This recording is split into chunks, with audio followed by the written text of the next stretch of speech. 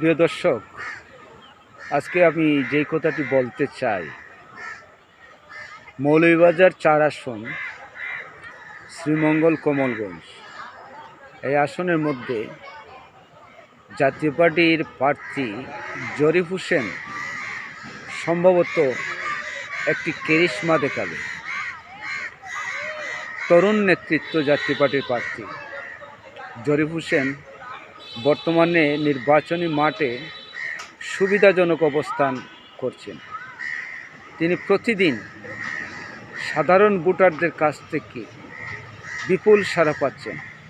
তিনি ইতিমধ্যেই প্রতিটা দিন মাঠ চষে বেড়াচ্ছেন, সাধারণ ভোটারদের সাথে কথা বলছেন, সাধারণ মানুষদের সাথে মিশছেন, বিভিন্ন সামাজিক অনুষ্ঠানে, রাজনৈতিক প্রোগ্রামে তিনি উপস্থিত থেকে কথা বলছেন।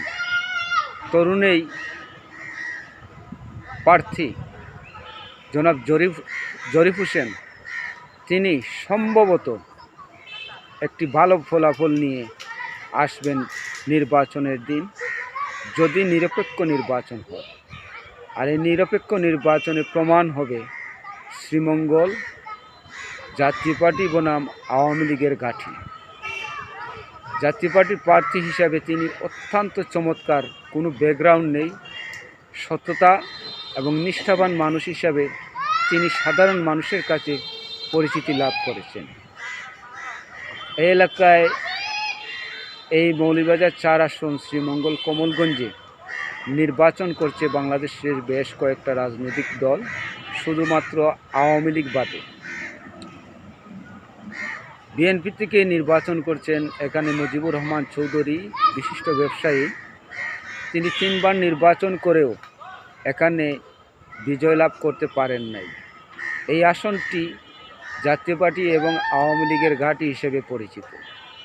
এই আসনে বিএনপি জন্ম থেকে আজ পর্যন্ত এই আসনে কেউ নির্বাচন করে বিএনপি থেকে ধানের শীষ প্রতীক নিয়ে কেউ নির্বাচিত হয় নাই। শহীদ প্রেসিডেন্ট জিয়াউর রহমানের আমল থেকে আজ পর্যন্ত 2025-26 সাল পর্যন্ত কেউ এই আসন থেকে ধানের শীষে ভোট করে কেউ নির্বাচিত হয়ে সংসদে যেতে পারেন নাই। এটা সত্য। এখানে জাতীয় পার্টি 3 বারের এমপি ছিলেন, 5 বারের এমপি ছিলেন, 6 বারের এমপি ছিল আওয়ামী লীগ থেকে। যেহেতু আওয়ামী লীগ নেই, ভোটের সমীকরণ এখানে উলটপালট হয়ে গেছে। এখানে জাতীয়